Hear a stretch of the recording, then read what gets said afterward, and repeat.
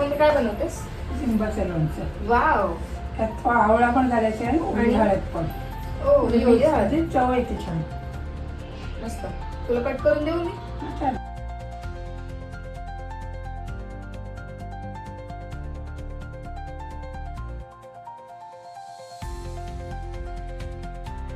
लिंब कापण्याच्या अगोदर स्वच्छ थोडं गरम पाण्यामध्ये टाकायची आणि मग स्वच्छ पुसून घ्यायची. पाण्याचा एकही थेंब राहिला नाही पाहिजे. आणि नंतर मग कट करून आपण लोणच्यासाठी वापरू शकतो. याच्यात 2 चमचे हळद मीठ टाकायचं. इतकं जास्त असलं तरी काही होत नाही. थोडी चालेल आणखी.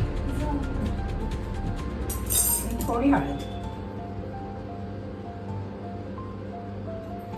दोन्ही छानपैकी एकत्र करायचं, मिक्स करायचं.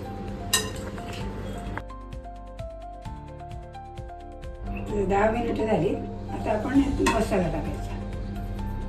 लोणच्याचा मसाला.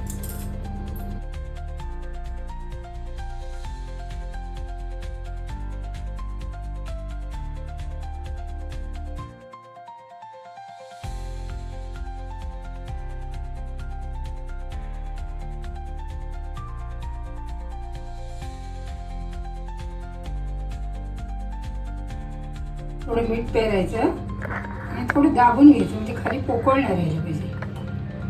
हवा राहते ना त्यामुळं. हातानेच करायचं, व्यवस्थित दाबलं जातं.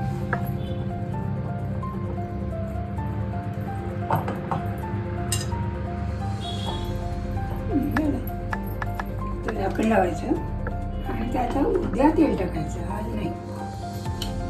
हे आता रात्रभर असंच ठेवायचं. तेल वगैरे काय टाकायचं नाही. आणि सकाळी तेल उकळवायचं. थोडं थंड झालं तर त्यात हिंग घालायचं आणि मग पूर्ण थंड तेल झालं, गार झालं की मग त्यामध्ये ओतायचं आणि ठेवायचं. आणि 15 दिवसात लोणचं तयार तुमचं.